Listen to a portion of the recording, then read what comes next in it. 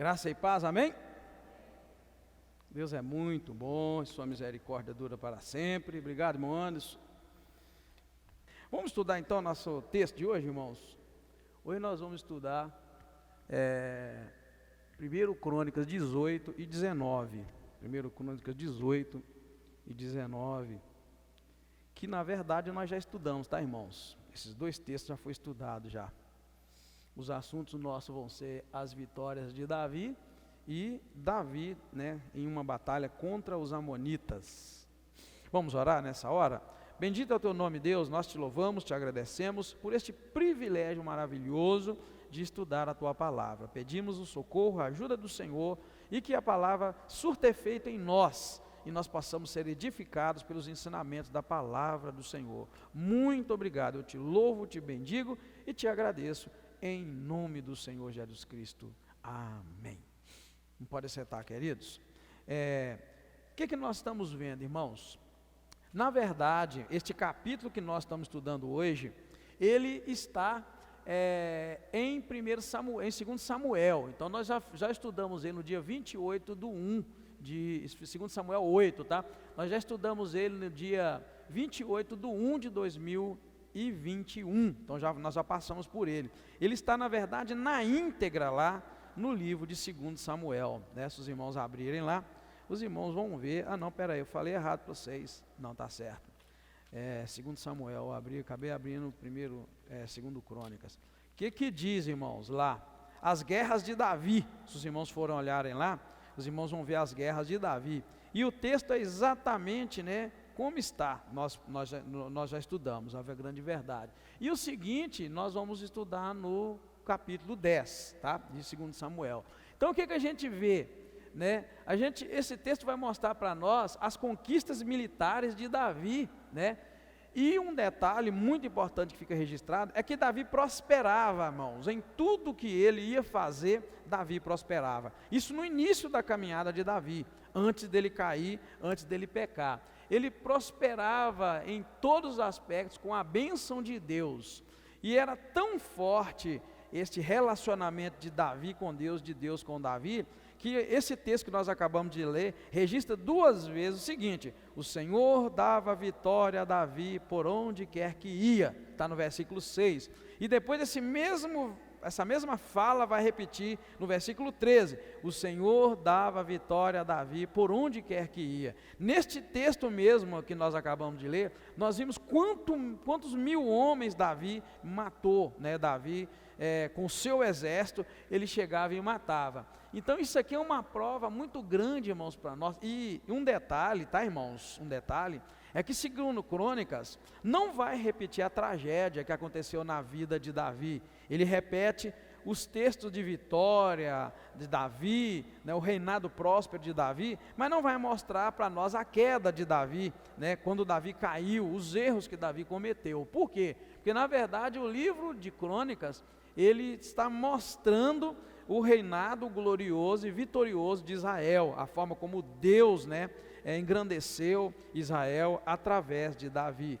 Voltando, por exemplo, à Bíblia, nós não vamos encontrar detalhes de morte, de sofrimento, de tragédia. Tem o registro da morte de Saul, porque tem que registrar, E vai ter, é claro, o registro também da morte de Davi. Mas não vai entrar naqueles detalhes traumáticos, Então este capítulo, o capítulo 18, todo narra as vitórias de Davi e como Davi estava debaixo da bênção de Deus, Toda vez que Davi saía para a guerra, era a vitória certa. E havia em Davi também, irmãos, um coração humilde, como nós já vimos anteriormente, coração humilde para consultar a Deus. Então Davi não ganhava só porque Deus estabelecia, vai ganhar. Não, é porque o comportamento de Davi diante de Deus era agradável. Ele buscava a Deus, se ele devia subir para a guerra, se ele não devia subir. Então isso tudo de tal maneira agradava a Deus, e Deus então encheu Davi de muitas vitórias durante essa primeira fase do reinado dele, o que vai acabar logo em seguida. Na verdade, o capítulo 19, que vai falar sobre a batalha dos amonitas, essa batalha é o pano de fundo para a queda de Davi, Nós vamos ver isso, tá? É o pano de fundo para a queda de Davi.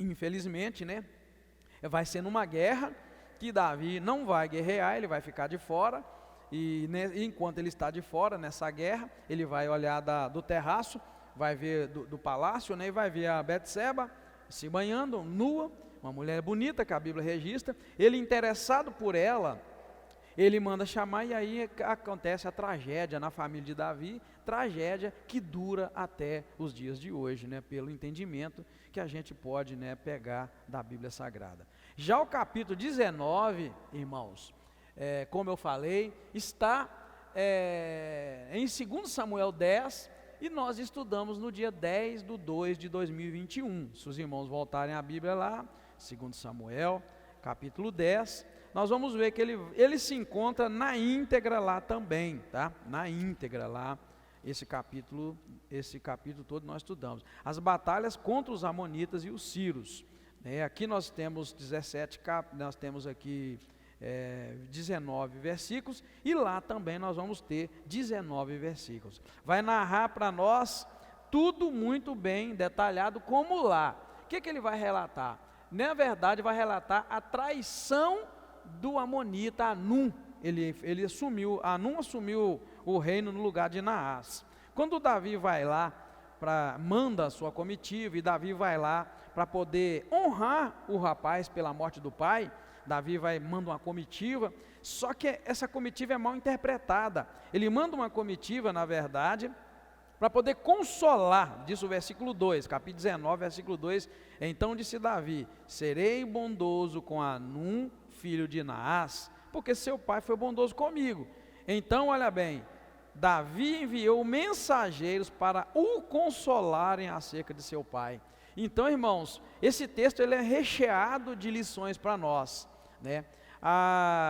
Nem sempre uma atitude nossa de boa intenção, ela pode ser recebida como uma atitude de boa intenção. Eu nunca esqueço, já testemunhei para os irmãos aqui na igreja, eu nunca esqueço da minha infância. Eu tinha lá 12, 13 anos, se eu não estiver enganado, mais ou menos isso. E aí, uma família vizinha nossa estava passando fome, uma época de muita dificuldade. Estou falando de década de 80, né? Início, meio da década de 80. Então, uma família vizinha nossa passando muita fome. Tamanha fome que eles para cozinhar, irmãos, eles catavam no lixo, resto de madeira, sapato velho, para fazer uma fogueirinha, né, no quintal. Colocava, não sei se os irmãos já viram isso, pega aqueles litros assim de aquelas latas grandes, tinha umas latas, tem ainda aquela lata quadrada, tipo de tinta, só que não era, fura, coloca a lenha por baixo e faz ali um fogareirozinho. Eles cozinhavam nisso. Minha mãe vendo aquilo, irmãos, o coração da minha mãe partiu. A gente tinha comida em casa e os vizinhos não têm. E o marido havia abandonado essa senhora, e ela tinha uma média de 5, 7 filhos, tudo uma escadinha, mas uma escadinha mesmo, sendo que os mais velhos mediam idade mais ou menos comigo, um pouco mais velho, e aquela escadinha. O coração da minha mãe doeu. E sabe o que a minha mãe fez? Uma panelada de comida, irmãos, e levou para eles. Quando a minha mãe levou a comida, eu nunca vou esquecer do que eu vi e ouvi.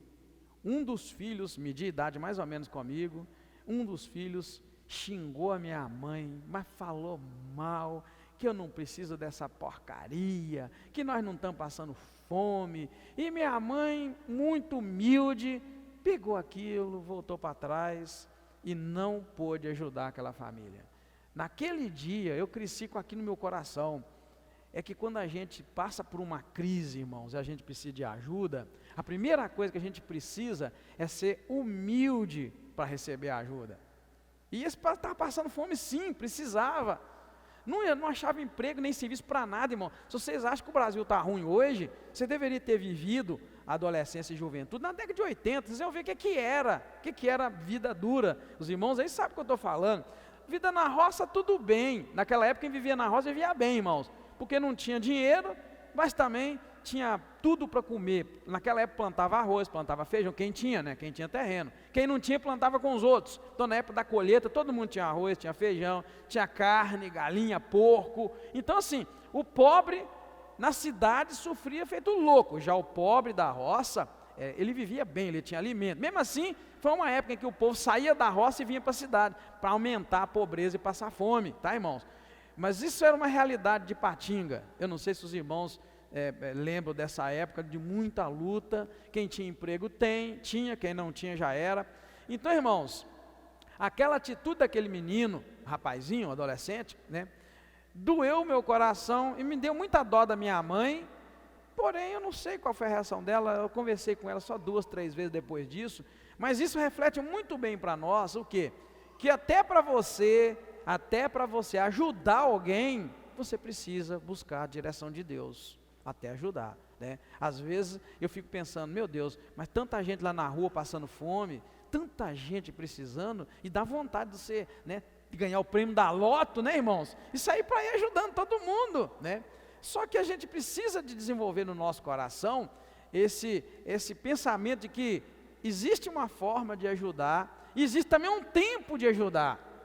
Desde então, por que o tempo de ajudar? Porque minha mãe foi ajudar e ajudou fora do tempo, ajudou da forma errada, e ela ouviu muito, xingou, brigou, minha mãe voltou com a comida, e depois eu lembro que ela falou, né, que coisa, precisando, não tem nem o que comer, mas não tem humildade para aceitar. Graças a Deus, eles viveram uma vida ruim, muitos anos depois, mas Deus ajudou, que foi crescendo cada um conseguiu trabalhar aqui, outro conseguiu trabalhar ali, a pobreza continuou, mas pelo menos a falta de comida não existiu tanto quanto existia naquela época. Porém, irmãos, fica a lição, o que nós encontramos aqui nesse texto é exatamente isso. Davi, com boa intenção, quando viu que o menino ficou, o rei que assumiu, ficou órfão, perdeu o pai, Davi, não, vou lá, vou mandar uma equipe, nós vamos lá consolar esse menino, porque quando eu estava em dificuldade, o pai dele me consolou. Olha bem, o pai consolou, Davi vai consolar o filho.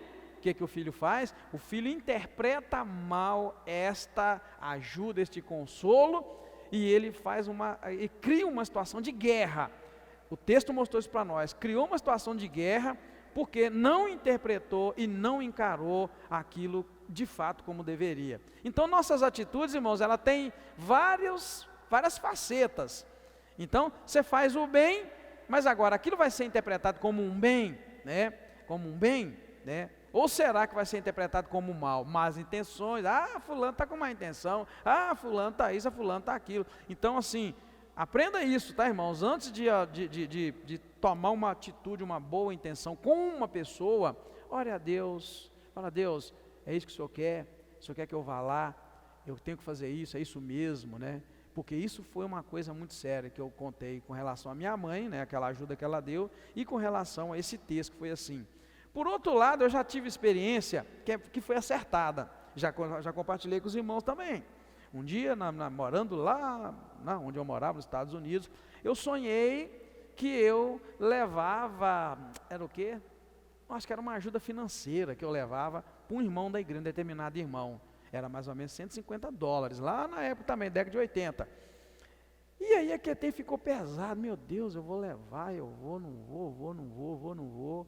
Isso é só um sonho, o que é isso? Aí eu calcei a cara e fui, não, era diferente, eu sonhei que eu levaria uma cesta para ele, uma cesta básica, grandona. Aí eu fiquei pesaroso com aquilo, meu Deus, eu levar uma cesta básica para o irmão Estados Unidos, todo mundo ganha dólar, e levo, não levo, eu peguei o valor, $150, coloquei no envelope, eu e Ana Silva fomos na casa dele. Esse irmão, ele estava doente, à beira da morte.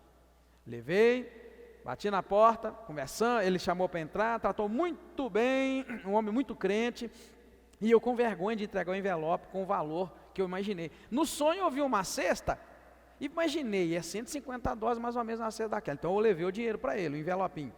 Na saída, com muita vergonha, ele não pôde acompanhar a gente, porque ele estava muito doente, ele ficou no sofazinho, e na saída, eu e a Ana Silva, nós entregamos para a mulher dele, nós falamos para ela, olha, está aqui, que a gente trouxe para abençoar vocês. Entreguei um envelopinho e vazei fora, de medo, de vergonha, porque eu tenho comigo até isso, que é difícil você até ajudar a pessoa, quando Deus não te dirige, e por aí vai. Peguei, entreguei na mão, entrei no carro, vazei fora, morrendo de medo e de vergonha. O que isso vai dar, né? Conclusão, irmãos, quando nossa casa não era muito longe, quando a gente estava chegando na nossa casa, o telefone já estava tocando, telefone fixo, não existia, nem lá existia celular na época. O telefone tocando, entramos, quando atendemos, era a esposa desse irmão, era a esposa dele. agradecendo. Aliás, era ele querendo falar, agradecer, mas não saía a voz, não saía nada. E de repente a mulher pegou o telefone, a mulher dele, e chorando muito, falou: olha, irmã Ana e irmão Edgar, nós estamos muito alegres, muito felizes, nosso choro é de alegria, porque esse era o dinheiro que a gente precisava para terminar de pagar nossas contas. Então, queridos, o valor exato, até o valor exato. Então eu digo para vocês assim, quando eu digo tem que ter cuidado até para ajudar e abençoar alguém, não é para você reter também a ajuda que Deus colocar no seu coração. Só que vá preparado para o resultado disso, né? Eu fui, arrisquei, entreguei, era o valor que precisava. Nunca vou esquecer disso, que a gente precisa fazer aquilo que Deus manda. Então de repente você sonha, de repente você tem aqui assim: eu vou abençoar aquele irmão, eu vou abençoar aquela irmã da igreja, eu vou dar isso, eu vou dar aquilo, e você retém e segura, pode ser Deus que está te falando para ir. E por outro lado também, você corre o risco de ir e a pessoa te detonar, te arrebentar, né? E aí, o que você vai fazer? Vai, deixa ser detonado, né? Às vezes a gente dá uma coisa usada para alguém, a pessoa é orgulhosa, não usa. É o caso do rapaz lá, minha mãe levou a panela de comida pronta. Oh, meu Deus do céu, Jesus tem misericórdia, gente. Se alguém chegar na minha casa, conhecido, alguém conhecido, é claro, né? Chegar com uma panela de comida pronta, está aqui, pastor, trouxe para você, leva lá para você ver o que eu faço. Só se eu não puder. Se for uma comida que eu não posso, aí já era, né? Se você levar lá um canjicãozão cheio de açúcar, eu não vou comer, por causa da glicose, estou controlando a glicose. Mas agora, vamos ser sinceros, irmão, uma pessoa que você conhece, um irmão, vizinho, chega com uma panela boa de comida, hein? Como é que é? Como é que é, Niede? Leva na casa do ninja para ver, tá vendo, irmãos? Mas isso é nós, irmão, nosso coração, eu não vou sentir ofendido. Se alguém chegar perto de mim com a roupa usada, irmãos, chegar perto de mim um calçado usado, só se não servir. Ué, o que tem a ver o calçado usado com o calçado novo? Se alguém chegar e falar: ô pastor, estou sentindo o coração de te dar esse sapato, só se for daqueles que eu não uso mesmo, aqueles coloridão, cheio de coisa, né? Mesmo assim eu ainda vou usar para a pessoa ver que vale a pena. Irmãos, eu já fui abençoado, irmãos. Eu já falei para vocês, mas vale a pena falar, só para vocês entenderem, que esse texto mostrou uma má interpretação de uma ação, de uma atitude boa, virou um campo de guerra.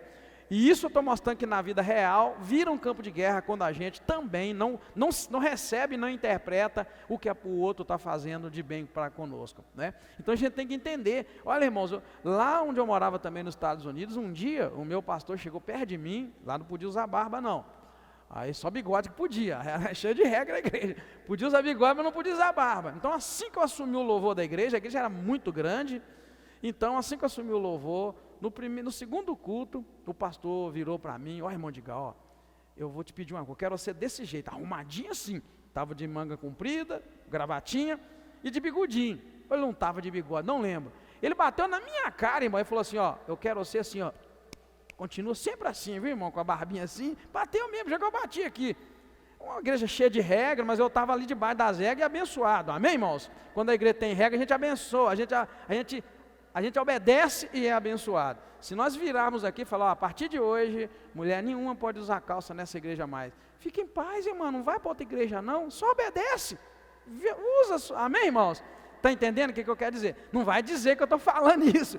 Então eu não estou falando, só estou dizendo que se um dia a gente esquentar a cabeça aqui e falar: ó, a partir de hoje, homem nenhum pode usar barba.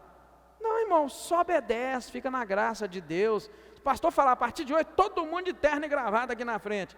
Só obedece, fica em paz. Lá era assim, era Estados Unidos, primeiro mundo, mas não podia usar barba, e eu tinha que ir só de social, bonitinho, não podia estar nunca desse jeito aqui lá.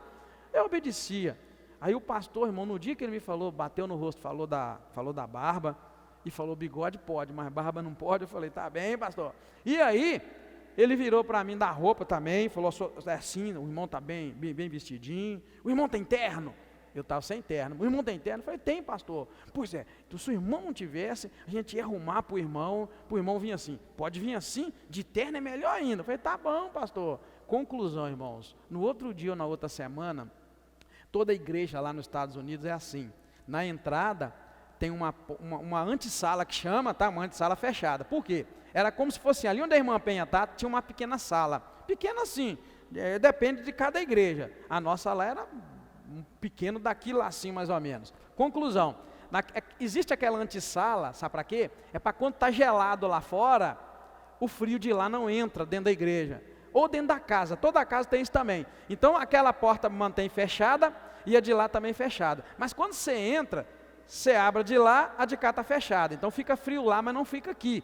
E aí assim que você entra, tem um closet geralmente lá para você colocar o casaco, sua roupa pesada e entrar para dentro da igreja uma roupa mais leve, porque senão cá dentro você queima de calor. Conclusão, no outro dia ou na outra semana, não me lembro que eu cheguei, irmão, tinha um punhado de terno lá, usado, do pastor, que ele estava me dando. E ele ainda falou comigo, ó, irmão de Gá, é meu, eu não estou usando mais, porque não serve, e eu estou te dando. O irmão usa? Claro, pastor, que eu uso. E sabe de uma coisa, irmão? Era só terno caro, porque ele era bem de vida, o pastor era abençoado, bem de vida. E ele tinha só terno caro, e não precisou de mexer em nada, irmão. Estava apertado para ele, fechou certinho para mim, tudo. Paletó, a calça.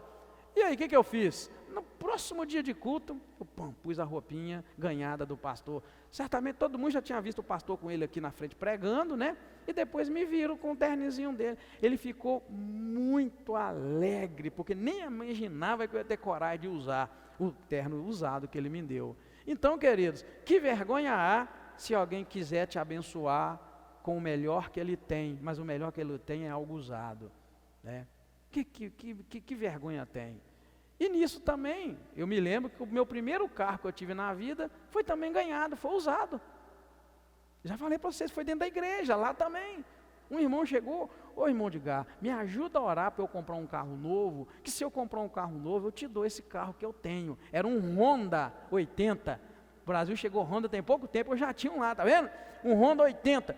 Aí eu falei, tá bom, eu vou orar. E eu lembro de ter orado uma vez ou duas, até esqueci. Aí de repente teve um dia que ele chega perto de mim, assim, desse jeito, ó. Toma, com a chave do carro. Aí eu peguei a chave, mas não lembrava, né, que tinha orado. Aí ele chegou e falou, eu falei, mas não estou entendendo, ué. Ele falou, você não orou para mim não, para eu trocar de carro não? Aí eu lembro, eu orei, ué. Então é seu. Lembra que eu te falei que se eu comprasse um carro novo eu te dava o carro velho? Tá aí, usado. Por que será que a gente às vezes tem vergonha de aceitar aquilo que é usado, que o outro nos dá? Eu guardo no meu coração, meu primeiro carro foi fruto de oração, não por mim, eu orei foi para o outro ter o carro, mas o outro fez um voto, se eu comprar eu te dou esse. Então, queridos, eu ganhei o primeiro carro porque orei pelos outros, não cobrei, nem sabia, nem lembrava. Mas veja, isso nos faz lembrar de Jó 42. O que diz Jó 42? Enquanto Jó orava pelos seus amigos, Deus mudou a sorte de Jó e lhe deu tudo duplicadamente. Ele orava pelo amigo, eu orei para o rapaz dar um carro e ele fez um voto, se ele comprasse ele me dava o dele. E eu tive o primeiro carro ganhado fruto de oração. E olha que eu não orei para mim ter o carro, eu orei para ele comprar o carro. Ele comprou, ele cumpriu o voto. Então assim, isso, irmãos, é para vocês verem e não se sentirem desmotivados em abençoar os outros, seja lá o que for, irmão. Se um dia você sentir um desejo, com vontade de levar essa comida lá para aquele irmão, para aquela irmã, leva, querido. Se você for mal recebido e for mal interpretado, fica em paz, fica tranquilo, mas coloque isso na mão de Deus. Esse caso, então, aqui foi claro, tá, irmãos? E acaba acontecendo uma traição tremenda. Por que uma traição tremenda? Porque o fato de ter interpretado mal essa atitude, né, de Davi, mandar mensageiros para consolar o coração do rapaz que estava de luto, o que acontece?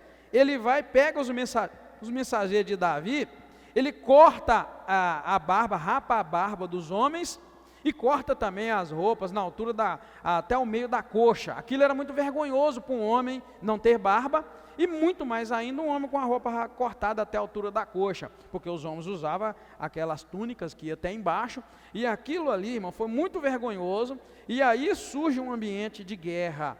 E eu nunca se esqueça, uma atitude boa acaba sendo mal interpretada e virando um campo de guerra. E isso faz com que então surja uma guerra tremenda e o Senhor mais uma vez vai dar a vitória a Davi. E o texto vai relatar essa traição que aconteceu, né?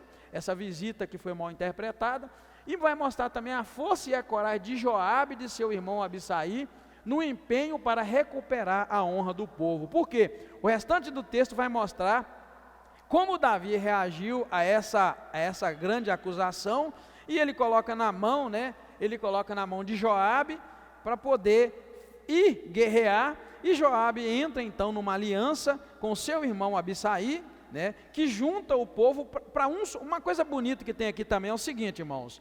Eles combinam, olha, se eu for à guerra e eu estiver perdendo, você vem e me ajuda, mas se você for e você ficar perdendo, Abissai, eu vou e te ajudo. E isso os fortalece de tal maneira que eles vão para a guerra e o Senhor dá vitória a eles, de tal maneira que a Bíblia vai dizer que os sírios nunca mais quiseram socorrer os de Amon e muito menos enfrentar e perturbar Israel. Então a gente encontra isso, irmãos, esse empenho dos dois para recuperar a honra. Por que honra? Porque eles foram envergonhados, literalmente envergonhados, quando os seus mensageiros foram humilhados, né?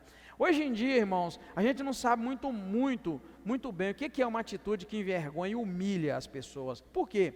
Porque o padrão hoje de vida não tem muitos esses princípios. Naquela época, por exemplo, houve uma época, vamos dizer assim, que até o corte de cabelo definia a pessoa. Houve uma época que era assim, né? Então, todo homem tinha que ter determinado corte, mas se ele tivesse determinado corte de cabelo, aquilo era estranho, podia ser vergonhoso e tal, era uma coisa muito assim, no nosso tempo que eu estou dizendo. E aqui na Bíblia era muito mais, era desonroso rapar a barba, cortar a ponta do cabelo e vestir certos tipos de roupa, e isso foi uma afronta e uma humilhação muito grande, e o povo de Israel foi humilhado, e esses dois se empenharam para recuperar a honra do povo, e eles fizeram isso muito bem, pela graça, né, e pela misericórdia do Senhor.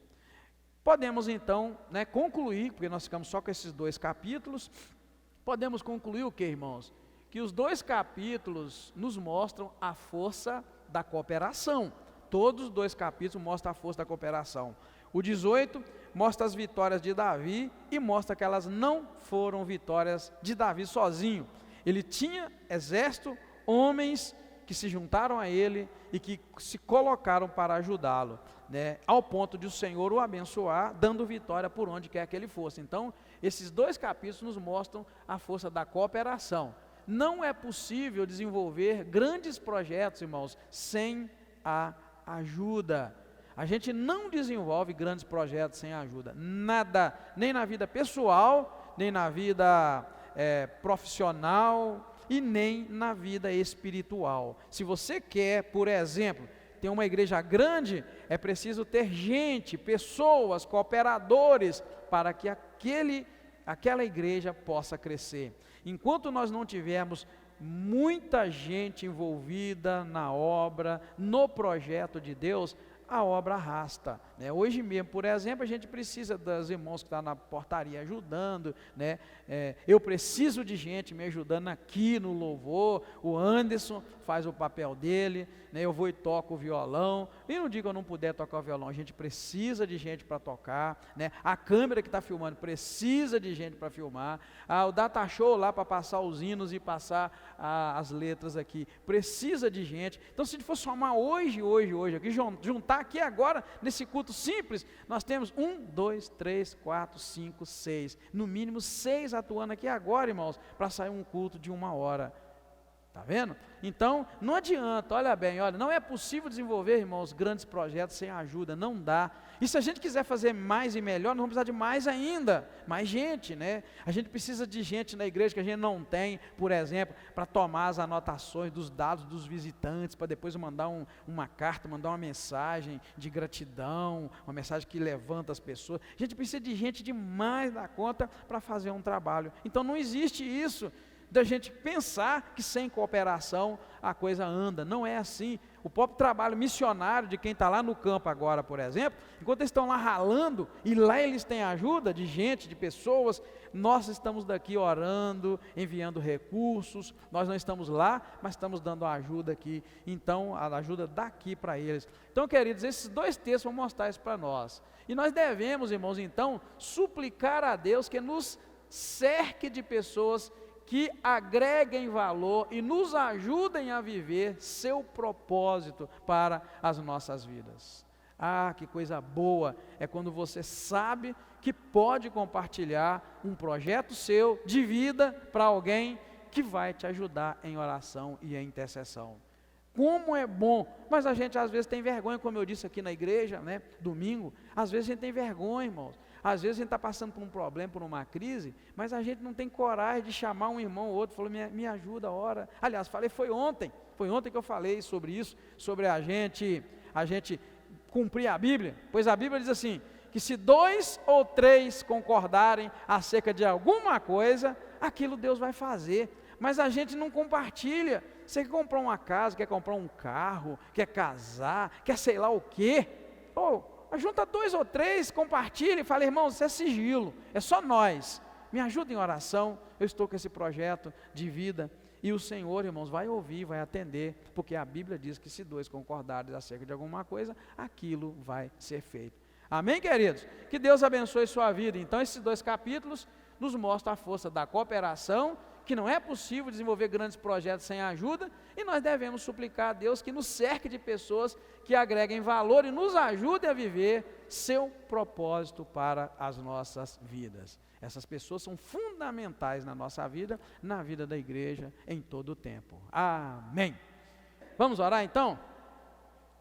Muito obrigado, meu Senhor, eu te agradeço, te louvo e te bendigo por este estudo, que o Senhor nos dê um coração que coopera uns com os outros, que o Senhor nos abençoe para interpretar bem, meu Pai, as ajudas, as bênçãos que o Senhor envia para nós através das pessoas, e que o Senhor nos dê graça para nós sonharmos e projetarmos grandes coisas, e que o Senhor levante pessoas que vão somar, vão agregar, nos ajudar a desenvolver tanto projetos pessoais, como projetos para a igreja do Senhor. Muito obrigado, eu peço, aplique os ensinamentos da Tua Palavra ao nosso coração, e nos ajuda e nos fortaleça. Obrigado mais uma vez, nós te agradecemos, em nome do Senhor Jesus Cristo. Amém.